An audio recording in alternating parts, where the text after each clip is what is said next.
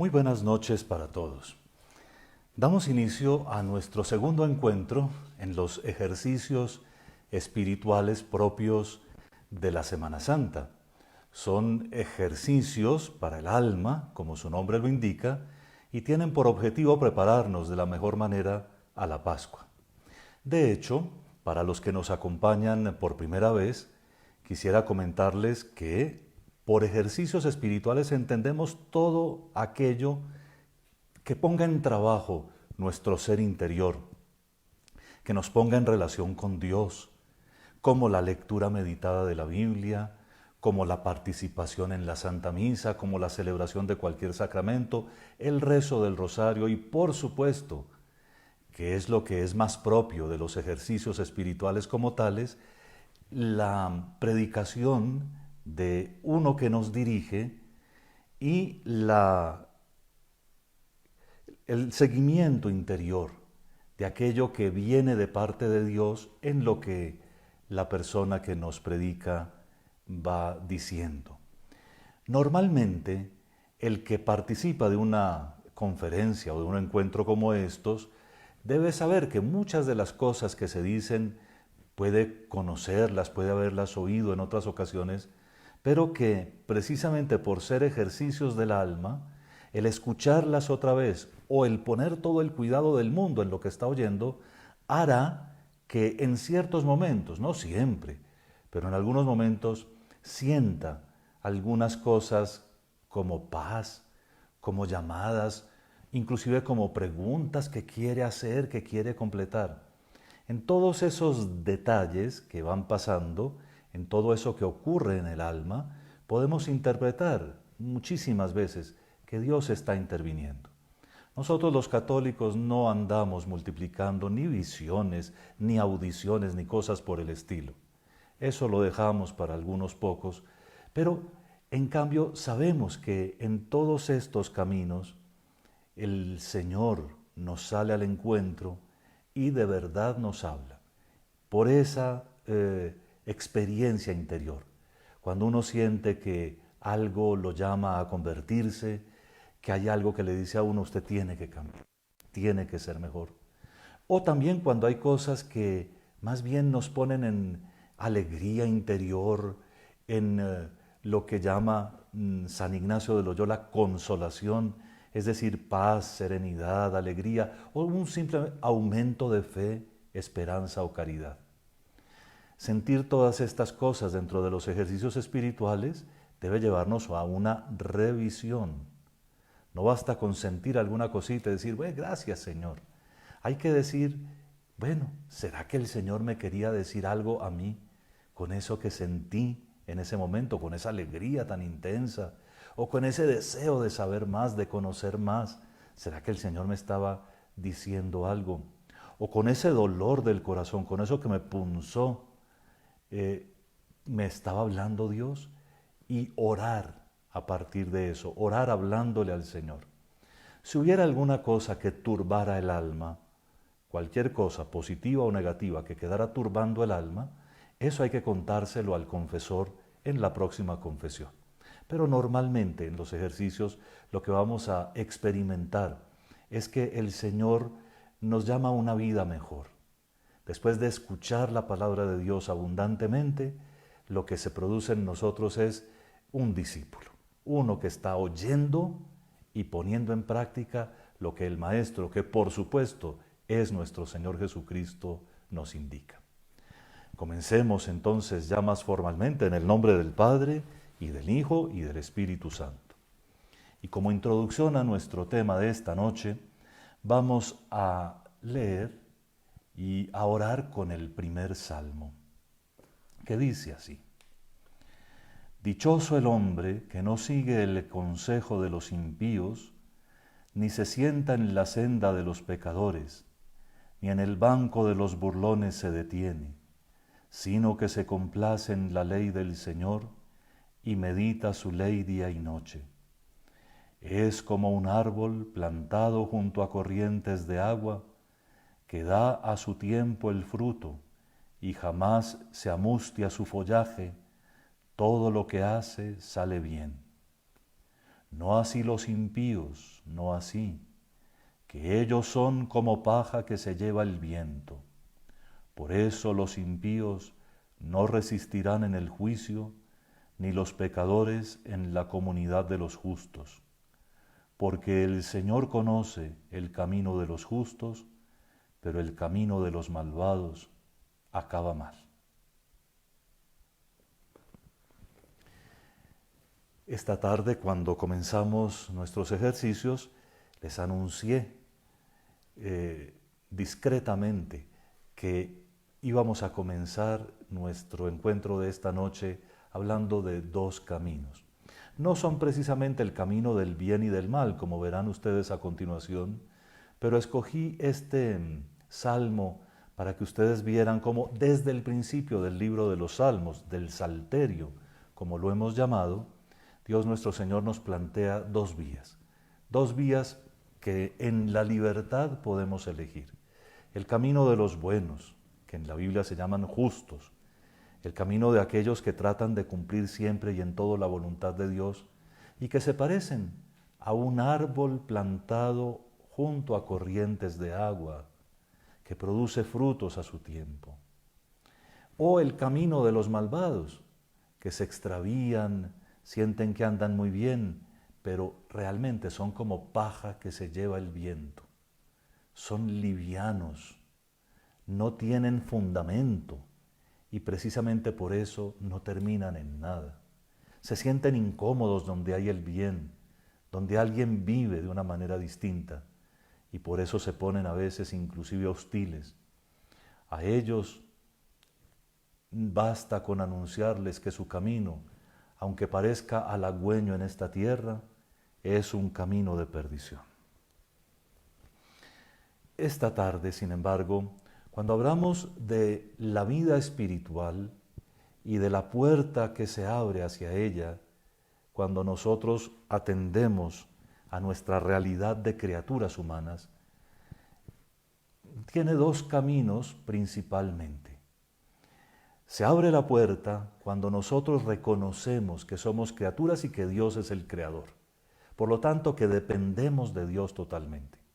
Cuando miramos el mundo con ojos limpios y entendemos todo lo que existe lo hizo Dios para mí, pero no para cualquier finalidad, sino para que yo pueda alcanzar la meta que Dios me dio, porque yo también soy creado. En mi condición de criatura, Dios me hizo capaz de alabarlo, de servirlo y de estar disponible siempre para Él. Eso es lo que más puede construir a una persona humana, porque en el camino de la alabanza, la reverencia y el servicio de Dios nuestro Señor, solo se encuentra el bien. Y todas las cosas creadas fueron hechas para mí, pero he de usar de ellas tanto cuanto, apréndanse eso, tanto cuanto sirvan para que yo llegue a la meta mía, no a la meta de las cosas, sino a la meta para la que Dios me creó a mí. Si Dios me creó para vivir en la alabanza, en la disponibilidad y en el servicio de su divina majestad, todo lo que en el mundo me estorbe, ese camino es malo. Y todo lo que me sirva para hacer bien el camino es bueno. Cuando miramos el mundo con estos ojos, por supuesto que nos damos cuenta que todo lo creado es bueno. Pero también nos damos cuenta que el uso que le damos a las cosas creadas puede servirnos o puede no servirnos. De tal manera que aquí no hay nada de relativismo, pero lo que sí hay es un llamado claro a la libertad.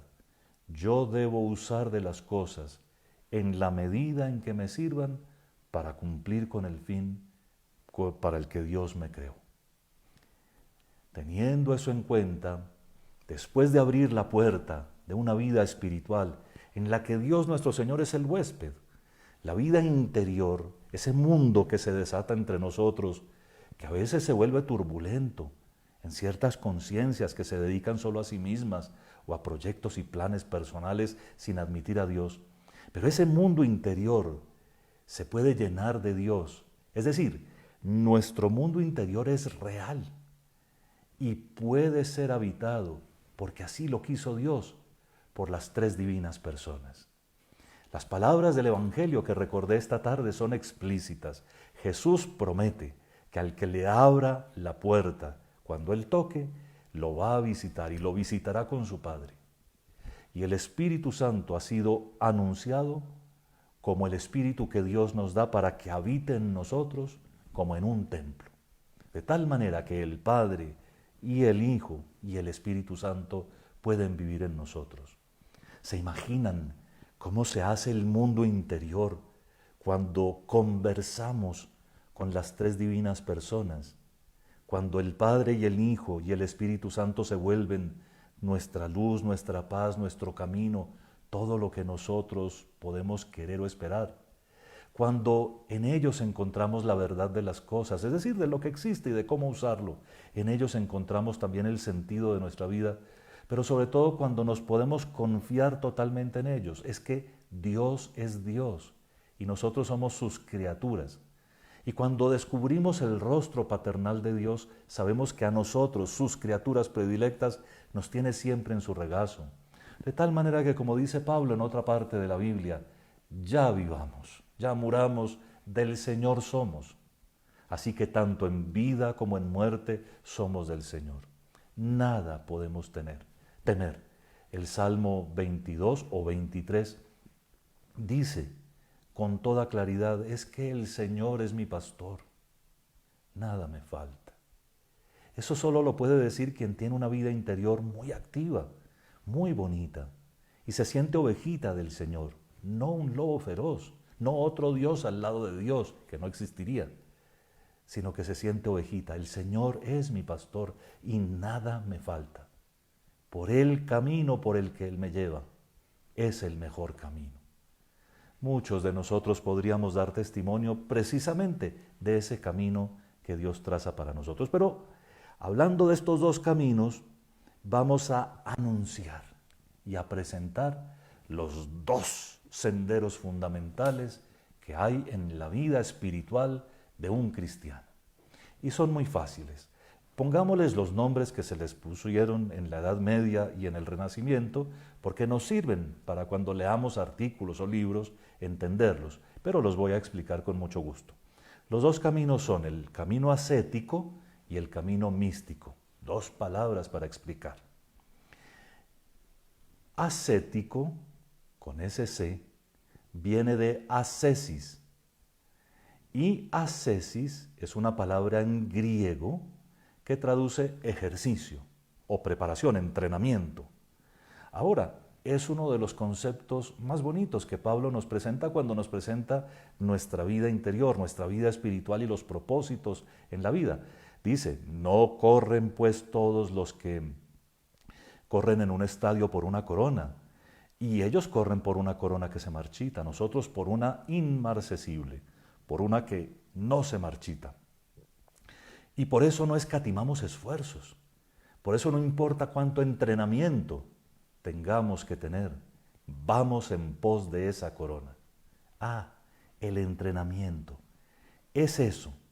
La primera parte, el primer camino de la vida cristiana, una vez que se abre ya la vía de la vida espiritual, es el de la ascesis, el de un entrenamiento que exige de nosotros ejercicios como estos que estamos haciendo para poder alcanzar la meta, que aquí sí se trata del cielo, de la gloria, de la compañía permanente de la Santísima Trinidad, por supuesto de los santos, nuestros amigos, de los ángeles y de todos aquellos buenos cristianos que han muerto y que han sido nuestros seres más queridos.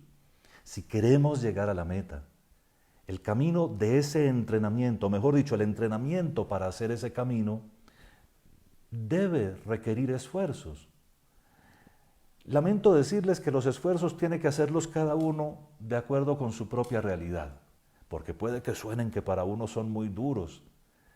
Realmente hablando, cada uno tiene su propia cruz y cada uno su propio trabajo. Lo que sí es cierto a veces es que de vez en cuando hay una ovejita que cuando se pierde camina más lejos que otras. Y por supuesto que regresar desde más lejos a veces es más difícil. Pero en líneas generales, de la vida que hemos llevado depende la tarea que tengamos que hacer.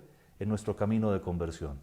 Lo importante es darnos cuenta que si conocemos la meta, si queremos un día llegar a abrazarnos del Padre Celestial, y por qué no pensarlo, llorar sobre su hombro nuestras angustias terrenas, pero también disfrutar con alegría sin fin del abrazo de su amor que nos cubre, pues tenemos que luchar por eso.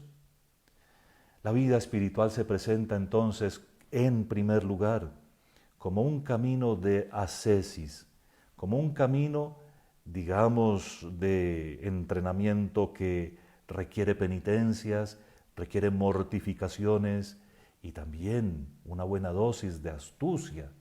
Jesús lo dice en el Evangelio, hay que calcular cuánto es que se necesita. La astucia aquí consiste en darnos más y más y más.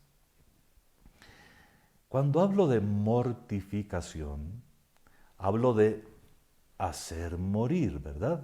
La palabra lo indica, hacer morir.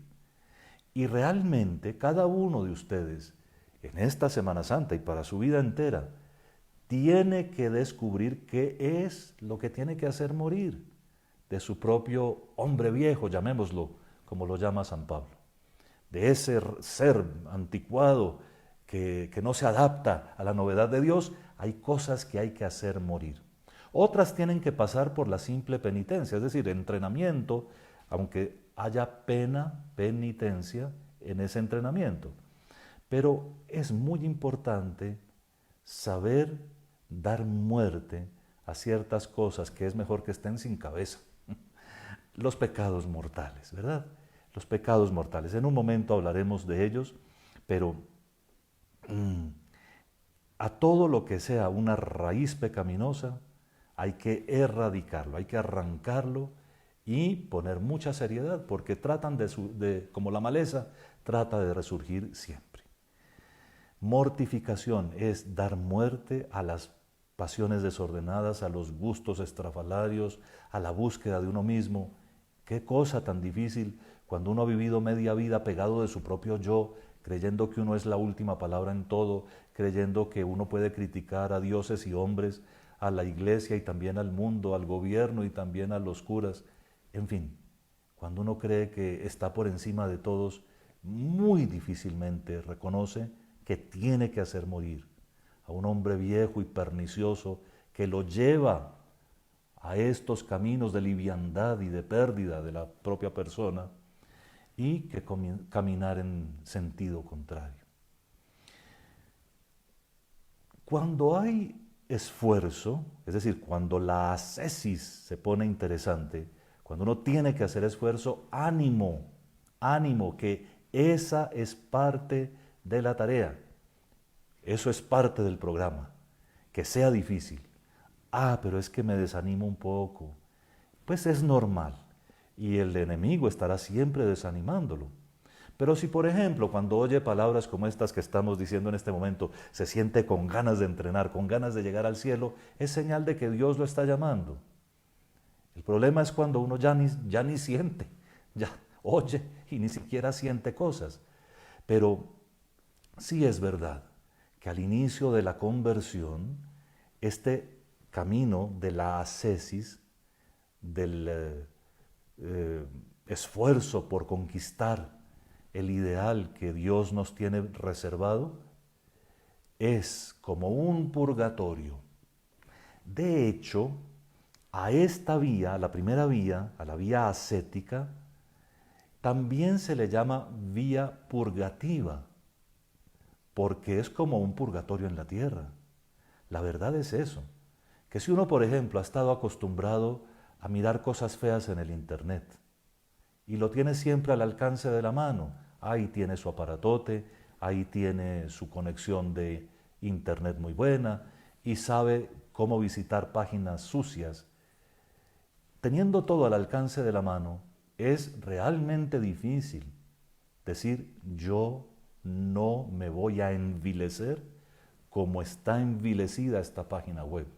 Yo no voy a descender hasta este punto. ¿Recuerdan que una vez les enseñé que en lo que estoy sugiriendo ahora, ¿no? Que es un pecado de exhibición, un pecado de pornografía, que en esos pecados hay doble culpabilidad, la del que se exhibe y la del que mira. De tal manera que hay doble ofensa a Dios, doble bofetada a nuestro Señor Jesucristo, doble latigazo o doble rabia del latigazo sobre Él. Y la verdad también sea dicha, es que no habría negocios sucios si no hubiera clientes sucios. Así que hay que mirar esto con todo realismo y darse uno cuenta que aunque sea difícil hay que arrancar. Y es un verdadero purgatorio, porque hay que controlarse y controlarse y controlarse. A veces durante años, pero llega la madurez, porque todos vamos camino de la madurez y vuelve la serenidad y vuelve la calma y el pasado se recuerda nomás como una anécdota o como un tiempo en el que Dios intervino para hacer que uno se diera cuenta que lo que estaba haciendo conducía a la muerte, no a la vida. Pongo ese ejemplo por poner uno que creo que todo el mundo entiende hoy en día y sobre todo cuando nos estamos comunicando por estos medios, cuántas cosas que uno no quiere aparecen en una pantalla y hay que ser valientes y decir allí, no quiero más publicaciones de estas y decirlo con claridad. Pero cuántas cosas aparecen sin uno querer. Hay de verdad un buen trabajo de ascesis para mantenerse cuidadoso de su vida espiritual. Pero la otra vía, digo, abrimos la puerta de la vida espiritual y hay un camino que realmente es un camino que parece un purgatorio, en el que nos tenemos que exigir y en el que tenemos que reaccionar muchas veces de manera positiva contra lo que más nos gusta. El otro camino es, en cambio, supremamente consolador. Es el camino que se llama unitivo. ¿Sí? Hay una vía ascética y una vía unitiva. Una vía que es más dolorosa y una que es más gozosa. Una que se dedica más a la superación de las dificultades y otra que es más mística. Y aquí viene la otra palabra que quería explicarles. Místico viene también del griego, de vocabulario muy antiguo, y en sus orígenes indica las cosas cerradas, como secretas, ¿sí? Por eso el concepto para nosotros no es extraño, lo misterioso. Aplicado a la vida cristiana, la mística ya adquiere un tinte muy positivo. Es lo que en la carta a los Colosenses San Pablo llama con estupor, con maravilla, con asombro, que Dios, que había tenido todo esto oculto durante siglos, lo ha revelado ahora. La mística es esa dimensión de la vida cristiana en la que vamos conociendo más cosas de Dios y nos va gustando. Y a veces la mística es tan intensa que hace superar todo lo que la ascética nos hace lamentar. Así que, poniéndole a esto el verdadero sentido, la segunda vía es la que nos reconstruye, la que nos anima, la que nos fortalece, la que nos hace ver que el camino vale la pena. Dios nuestro Señor tiene como darle a cada uno muchas gracias de estas de tipo místico durante la vida. Hay que ser muy cuidadosos, porque místicos se alborotan por todos lados. Pero la vía mística, esta que estoy anunciando hoy, es algo que le puede ocurrir a todos y para lo que no se necesita ninguna cosa rara. Por ejemplo, yo sé que algunos de ustedes han comenzado a sentir cosas bonitas cuando oyen la predicación del sacerdote o del obispo. Eso es místico, eso. Pero en cambio andar blanqueando ojos y dando espectáculo por ahí, fingiendo cosas que no son para impresionar a otros, eso es delincuencial. Porque hay muchos que se las dan de místicos aparentando cosas y que Dios me habló y que se me apareció fulana y lo que hacen es enredar las conciencias. La verdadera mística está en las cosas pequeñas. Por ejemplo, cuando uno recibe la Sagrada Comunión y siente la paz del alma del que ha recibido a Jesús, entonces uno entiende. Eso es la mística. Saber en un momento que todo es verdad, que aquí está la luz. Sentir consuelo, por ejemplo, cuando uno lee la palabra de Dios, la medita, o también cuando uno oye a un predicador exponiendo la palabra de Dios. Eso es místico. Eso es de esa vía mística, unitiva, en la que el Señor nos muestra que está muy cerquita de nosotros y que nos quiere abrazar, nos quiere estrechar contra su corazón. Una de las experiencias místicas más frecuentes de las que yo puedo dar testimonio, por supuesto un testimonio muy discreto, es la de la confesión. Muchas personas, después de que hacen una confesión bien hecha, le dicen a uno: Padre, quedé livianitico. Eso es una experiencia mística. Cuando uno siente que ya ni el piso lo soporta, sino que es la gracia de Dios. Cuando uno siente que está contento y que no entiende por qué, eso es una gracia mística. Muchas veces delante del Santísimo Sacramento, reservado en su sagrario o expuesto en su custodia, muchas veces delante del Santísimo Sacramento vienen momentos en los que uno simplemente se queda conectado con Él, que no necesita ni siquiera hablar cosas, sino se siente bien. Eso es místico. Y como estos ejemplos podría decir muchos, pero muchos, porque Dios nuestro Señor está siempre dándonos sus consuelos. La vida espiritual es a la que entramos cuando reconocemos que necesitamos a Dios, que como criaturas somos un desperfecto. Sin Dios nuestro Señor, tiene una vía que es exigente y que reclama de nosotros todo el esfuerzo, que es la que hemos llamado ascética, y una vía en la que Dios nuestro Señor nos sale al encuentro, nos estimula, nos abraza, nos consuela, que se llama la vía o el camino místico. Los dos son para ustedes y por eso los predico, porque eso no es para unas santas religiosas o para unos santos sacerdotes. Eso es para todos los bautizados y ustedes pueden experimentarlo. Ojalá las familias quisieran progresar como familias en la vida del Señor, en la gracia que Dios nos da, porque también en el seno de la familia habría muchas, pero muchísimas ocasiones de descubrir a Dios nuestro Señor presente, porque realmente está en donde hay una familia bendecida con el sacramento del matrimonio. Pero vamos a aclarar otro concepto que vamos a necesitar para seguir nuestra reflexión de aquí en adelante. Y se trata del concepto de pecado y sobre todo del pecado mortal. Por supuesto, vamos a hablar del pecado. En algunas otras ocasiones he explicado esto a partir de la Santa Biblia y no me voy a apartar de la enseñanza bíblica ni un ápice. Pero hoy, por motivos de hacer algo ágil y sintético, quiero simplemente recordarles que la Biblia entiende por pecado no las cositas malas que uno hace, sino las ofensas a Dios nuestro Señor. Si fuéramos sensibles de oído, ya aquí estaríamos atentos. Porque es que ofender al que nos creó, ofender al que nos sostiene en la vida, al que nos da todo lo que tenemos, no es como una situación muy complicada, no es como rebajarnos mucho, ofender al amor. Es que Dios puede ser ofendido, por supuesto. ¿Y cómo vamos a ofender a Dios? Pues Él mismo lo dijo. Nos quiere tanto, como dice el libro del Deuteronomio, que nos mostró su ley. Nos dejó conocer su voluntad para que nosotros sepamos lo que lo ofende.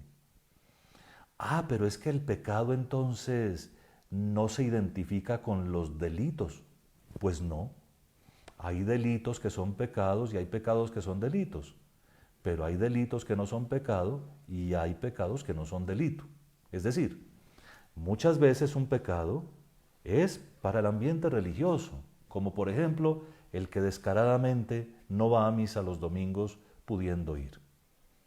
Eso ofende a Dios nuestro Señor, pero no se castiga con cárcel.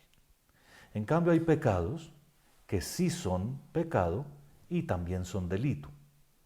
Y no quiero entrar en la lista, pero hay muchos. Cuando les digo eso, les hago notar lo que dije al principio, que por pecado no entendemos cosas malas, por pecado entendemos ofender al buen Dios. El pecado solo se entiende en clave de amor. Es decir, nadie entiende lo que es un pecado si no quiere querer a Dios con todo su corazón y con toda su alma. A veces hay personas que viven en esas medias tintas de la ignorancia que no superan, ignorancia religiosa, esa ignorancia medio culpable que se queda uno toda la vida pensando que con la última lección que recibió el día de la primera comunión, con eso ya se la sabe todas en la fe. Cuando hay esa ignorancia medio culpable se mezclan los sentimientos. Uno como que más o menos sabe lo que es pecado. Uy, esto no hay que hacerlo. Ay, comer carne hoy no se puede. Uno como que medio sabe lo que es pecado, pero no entiende realmente de lo que se trata. El profeta Jeremías tiene una imagen genial para explicar lo que es un pecado. Él dice que los seres humanos somos tan ambiciosos que excavamos cisternas para contener todo lo que queremos. Y entonces dice, por allá creo que es en el capítulo 2, dice, y no se dan cuenta que las cisternas que se excavan están agrietadas, que no retienen el agua y que todo se les escapa. Y así es, al que más retiene, más se le escapa. Llega un momento en que las manos no alcanzan a abarcarlo todo y por entre los dedos se va todo lo que uno creyó acaparar. Pero así es el alma, que acapara riquezas y acapara también afectos y acapara vicios y desórdenes y acapara el parecer del simple pensar que uno tiene la razón en todo, acapara. Y cuando menos piensa, tenía grietas y todo se perdió, no quedó con nada. Porque el pecado, entre otras cosas, es el peor negocio del mundo. Ezequiel, el profeta Ezequiel, también el profeta Jeremías, el profeta Oseas, el profeta Isaías, comparan el pecado también con un adulterio. Vean, cuando se comete adulterio, pues aquí las comparaciones que tiene la Biblia tienen dos posibilidades, ¿no? Uno, que comete adulterio y al haber sido infiel, la infidelidad a Dios es el pecado. El profeta Oseas tuvo una misión rarísima. Tuvo que casarse con una mujer que no era de 10 en conducta y le fue infiel. Y le tocó escribir sobre lo que sintió él aplicándolo a Dios. Así se siente Dios. Así es la relación con Dios cuando nosotros le faltamos. Pero la otra situación es cuando el adulterio se hace con una prostituta. Y es una comparación terrible, pero muchas veces el pecador se parece a la prostituta en que vende y se vende a sí mismo. Y cuando lo hace, ni siquiera se fija en su amante. Ni siquiera, porque no le importa solo la plata. El pecador, el que se prostituye con su pecado, el que trata de prostituirse, de cometer adulterio, buscando la prostitución, es uno que nunca entiende que por esos caminos no se encuentra el amor, que ahí no hay amor sino negocio. Así es de terrible. Bueno, y en el Nuevo Testamento, El pecado se puede ver como la ofensa a nuestro Señor Jesucristo y se puede ver identificado en lo que el Viernes Santo vamos a contemplar, en el destrozo causado en el cuerpo de nuestro Señor Jesucristo por sus perseguidores que somos nosotros. Pecado es todo aquello que rompe a Cristo. Muchas veces con este escándalo de iglesias e iglesias que salen por ahí y que no presentan más títulos que los que puede darles el gobierno nacional con una personería jurídica, me pregunto yo si no llegará el momento en que todos los cristianos nos sentemos y digamos, no rompamos más el cuerpo de Cristo.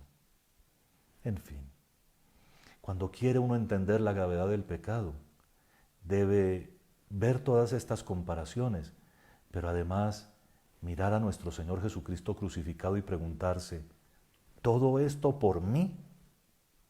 ¿Todo este sufrimiento por mí y por mis pecados? Pues mis queridos hermanos, el concepto de pecado es un concepto difícil de aferrar para quien no tiene fe, pero para el que tiene fe es el concepto más claro de todos porque es lo que más quiere evitar. Si uno tiene fe verdadera, una fe auténtica, uno tiene delicadeza de conciencia, es decir, tiene respeto por Dios. Y uno quisiera nunca ofenderlo, ni con sus pensamientos, porque Dios es testigo de lo que pasa en nuestro interior, ni con sus palabras, por supuesto, porque Dios todo lo oye, ni con sus obras. No se imaginan lo que se oye a la salida de un colegio, inclusive de colegios donde abundan las niñas. Cuánta grosería, cuánto maltrato verbal, como si Dios no existiera, como si Dios no estuviera oyendo. Pensamientos, palabras y también obras. Las obras que mañana veremos un poco más detenidamente son en últimas las que contienen los mandamientos. Pero hoy vamos a terminar planteándonos la diferencia entre pecado mortal y pecado venial. Resulta que eso no nos lo inventamos nosotros. A veces algunos dicen que eso son ideas de la Iglesia Católica. Pues no. El que quiera leer con atención la primera carta del apóstol San Juan, verá que él dice claramente, hay pecado que lleva a la muerte y pecado que no lleva a la muerte.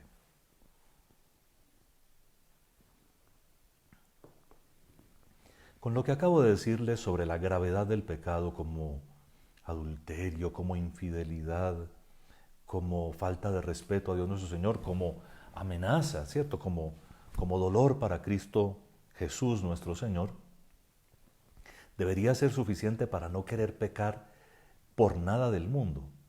Pero hay un pecado que lleva a la muerte. ¿Cuál es el pecado que lleva a la muerte? El que logra arriesgarse, el que logra meterse en donde ya no debe meterse. Pecado venial es un pecado que de todas maneras ofende a Dios nuestro Señor, que debemos de vez en cuando confesar, pero que no nos priva de la comunión y que nos permite seguir caminando en nuestra vida cristiana.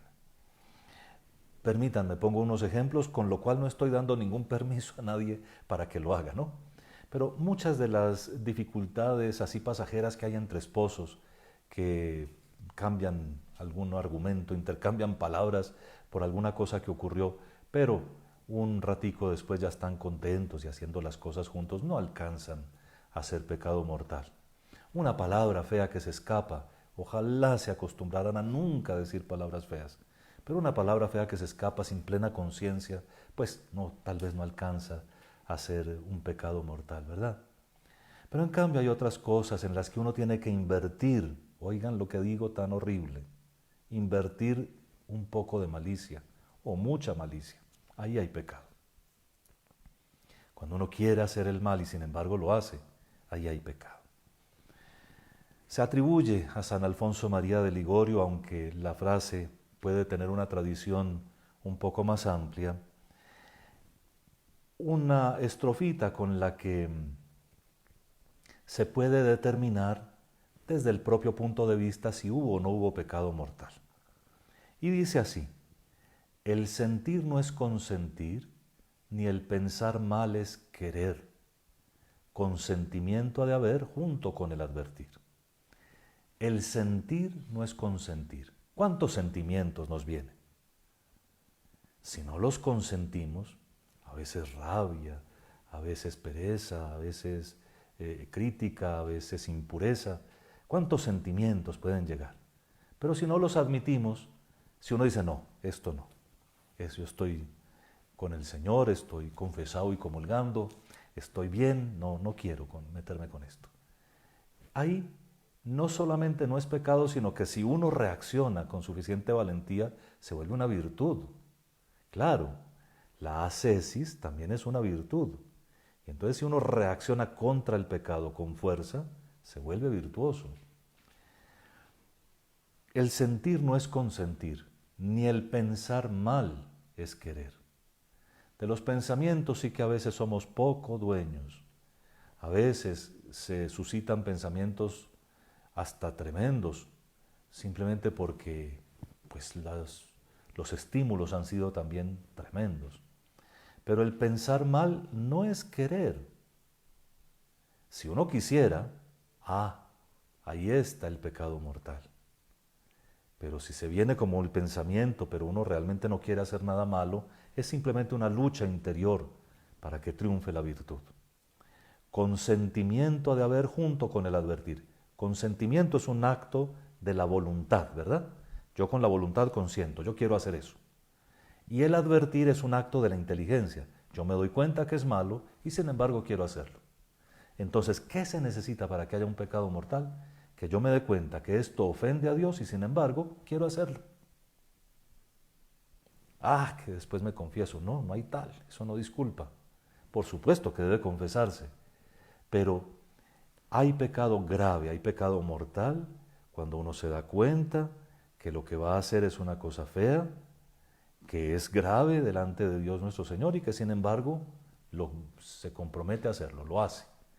Consentimiento y advertencia. Me doy cuenta, advierto y quiero, consiento. Cuando se dan estos dos elementos y yo hago la cosa, es pecado mortal. ¿Cuáles son los pecados mortales? Pues mañana hablaremos un poco, pero esa es una pregunta torpe. Porque pecado mortal es todo lo que se hace en materia grave contra cualquiera de los 10 mandamientos.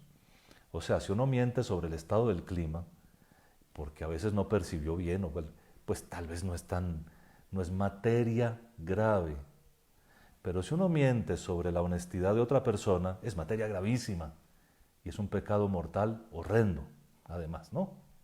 Entonces mañana veremos un poco más esto. Y todo va encaminado a que vayamos haciendo un examen de conciencia y nos demos cuenta de cómo estamos para que le presentemos a Dios lo mejor de nosotros mismos. Los católicos no nos recreamos en el pecado, pero lo vemos.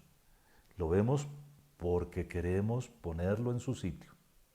Es decir, queremos que reine nuestro Señor Jesucristo y queremos que todo funcione de la mejor manera posible.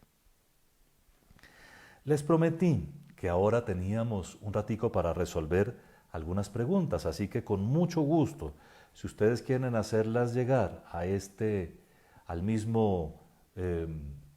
los comentarios de esta misma transmisión, tengo una persona que quiere ayudarme retransmitiéndomelos y aquí trataré de verlos. Por lo pronto, una de las amables corresponsales, una persona que nos estuvo siguiendo, me preguntó al final del encuentro pasado, ¿por qué sería que se siente abandonada por Dios en la enfermedad? A ver, el sentir no es consentir. Primero que todo, el sentimiento puede venir muchas veces. Claro, todos asociamos a Dios con el Padre bueno y cariñoso que es. Y todos quisiéramos sentir que Dios nuestro Señor nos está bendiciendo con abundantes dones de salud y de paz y de lo que ahora llaman prosperidad, que me da mucho miedo que entre católicos hablemos de eso porque nos volvemos protestantes rapidito. resulta que a veces ese sentimiento que de todas maneras hay que transformarlo y que ponerlo en la presencia de Dios, es parte de la cruz de nuestro Señor Jesucristo que nos toca vivir a nosotros mismos. Cuando uno está enfermo tiene dos clases de obligaciones. Esto nos sirve a todos. Uno enfermo tiene primero la obligación de tratar de curarse, por el quinto mandamiento, ¿verdad? El quinto mandamiento nos manda a cuidarnos también nosotros mismos. Así que, enfermo, vaya al médico, no al curandero, no al brujo, no a nada de eso. Ustedes no son de eso. Pero esas son locuras, ¿no? Ni al rezandero, ni a la imposición de manos al pueblo de no sé dónde, ni en qué departamento. Eso, créanle más a la comunión eucarística, al cuerpo de Cristo, que a cosas de esas fantásticas que algunos predican por ahí. Entonces, primera obligación de uno que está enfermo, buscar la curación, cuidar su salud. Muchas veces hay problemas de salud que dependen de historias de exceso de trabajo, de compromisos demasiado fuertes. No hay nada que hacer, ¿verdad? Simplemente resignarse y saber que hay que usar cuidados paliativos, porque tenemos que cumplir el fin para el que fuimos creados, alabar, hacer reverencia y servir a Dios nuestro Señor, ¿verdad? Y entonces la medicina está para eso, para ayudarnos. Segunda obligación cuando estamos enfermos, ofrecer el sacrificio. Y el sacrificio es un sacrificio tan real que muchas veces uno siente esas durezas interiores. Ninguno de nosotros está libre de eso. A veces viene el pensamiento, bueno, ¿será que hice algo malo? ¿Será que Dios nuestro Señor me olvidó? ¿Será que mis oraciones no lo alcanzan? Y precisamente algunas personas tentadas por eso se van a que otro ore por ellas. Que alguien ore por uno no tiene nada de malo, pero cuidado. Las oraciones del enfermo, lo dice la Biblia, las oraciones del que sufre son las que más oye Dios. Y a ese que le va a imponer las manos a veces le falta fe para decirle: usted es escuchado o escuchada por Dios nuestro Señor, porque Dios lo ama. Entonces la segunda obligación que tenemos es elevar la realidad de nuestra enfermedad. A veces es difícil. Muchas personas nos han dado en el camino de la vida, en la historia del cristianismo, el buen ejemplo de superar, de vivir con fortaleza esos momentos que a veces vienen con cansancio, con agotamiento, con incapacidad hasta para pensar. Pero ahí está la fe que nos dice: aquí precisamente es donde está Dios. Estuve enfermo y vinisteis a verme, quiere decir indirectamente que en los que están enfermos está nuestro Señor Jesucristo. Así que una de las cosas que tenemos que hacer cuando estamos sintiéndonos mal es tratar de pensar en eso. Aquí está Jesús conmigo y voy a ofrecerle. Ofrecer. Señor, te ofrezco este sufrimiento. Yo tengo muchos pecados que purgar. Te ofrezco por los pecados de toda mi vida lo que estoy viviendo. Aunque a veces no me acompañen los mejores sentimientos ni las mejores ideas. Te ofrezco todo esto. Pero lo ofrezco también por la conversión de todos los pecadores del mundo. Recuerdan que la Santísima Virgen en varias partes ha repetido que hay que orar por la conversión de los pecadores. Seguramente el más pecador soy yo, pero hay que orar por la conversión de los pecadores. Señor, te ofrezco esto también por tu iglesia, para que le ayudes a vivir en medio de estas tormentas que ha tenido recientemente. En fin, por el lado del ofrecimiento, nos unimos de verdad a la cruz de nuestro Señor Jesucristo, a la cruz salvadora del Señor. También nos hacen una pregunta en este sentido. ¿Qué puede hacer una persona que quiere agradar al Señor viviendo en un ambiente en donde hay mucha indiferencia religiosa, donde se dice que todo es invención del hombre y que Dios no existe? Muy bien, muy buena pregunta. ¿Qué puede hacer una persona que vive en esas circunstancias? Vivir dando testimonio. El testimonio no se da con discursos. Yo sigo viviendo mi vida cristiana. Yo cumplo mis deberes. Voy a la iglesia, celebro los sacramentos, es decir, me confieso, voy a misa y comulgo, yo rezo el rosario todos los días, yo medito la palabra de Dios, yo hago obras de caridad.